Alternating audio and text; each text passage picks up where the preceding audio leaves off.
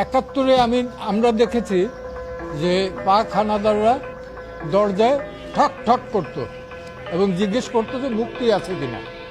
আর 2024 সালে দেখলাম যে যে দেশটা আমরা রক্তের বিনিময়ে 30 লক্ষ শহীদের রক্তের বিনিময়ে স্বাধীন করলাম, সেই দেশে ব্লক রেড দিয়ে রাতের অন্ধকারে 2টা-3টার সময় ঠক ঠক করে জিজ্ঞেস করে কোনো ছাত্র আছে কিনা। যদি থাকে তাহলে আবার মোবাইলটা চেক করে। রাস্তাঘাটেও এটা করে। কোন আইনের বলে করে, কোন অধিকার বলে করে? মোবাইল চেক করার রাইট তো কারো নাই। It is absolutely personal affair. আজকে বাংলাদেশে এই আইটি ইনফরমেশন টেকনোলজির যুগে আমার মোবাইল চেক করবে যে কেউ, আমার ডায়েরি চেক করবে যে কেউ, আমার প্যান্ট চেক করবে যে কেউ, এই অধিকার তো কাউকে দেওয়া হয়।